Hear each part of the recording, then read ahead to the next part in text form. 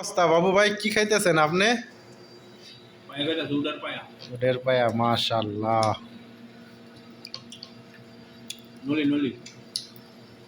ভাই কি অবস্থা তোমার?